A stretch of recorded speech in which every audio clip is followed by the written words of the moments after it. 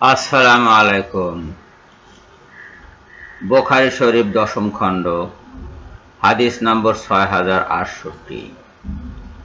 কাতাদা ইবনে রিবঈ আনসারী রাদিয়াল্লাহু তাআলা আনহু থেকে বর্ণিত, একবার রাসূলুল্লাহ সাল্লাল্লাহু আলাইহি ওয়াসাল্লামের পাশ দিয়ে একটি জানাজা রওনা হয়ে গেল।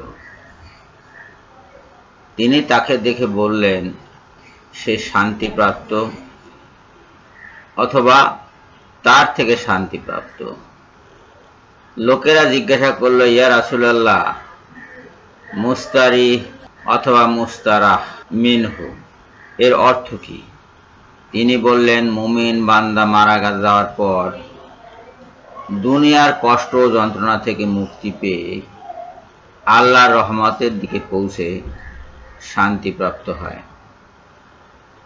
আর গুনাহগার বান্দা মরে যাওয়ার পর তার আচার আচরণ থেকে সকল মানুষ, শহর বন্দর, গাছপালা ও প্রাণীকুল শান্তিপ্রাপ্ত হয়।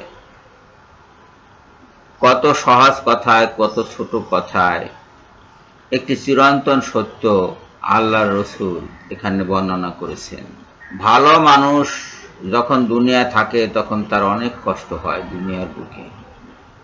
মৃত্যুর পর সেই কষ্ট থেকে সে মুক্তি লাভ করে এবং শান্তিপ্রাপ্ত হয়।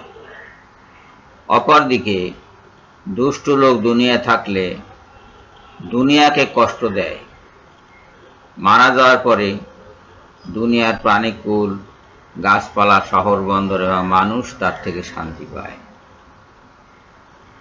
এই হাদিস মিথ্যা হওয়ার কোনো সুযোগ নাই, কোনো সম্ভাবনা নাই। এটা রাসূলের বাণী ছাড়া অন্য কিছু হতেও পারে না। এ নিশ্চয়ই রাসূলুল্লাহর বাণী। সবাইকে ধন্যবাদ জানিয়ে এখনকার মতো বিদায় হচ্ছে। আল্লাহ হাফেজ।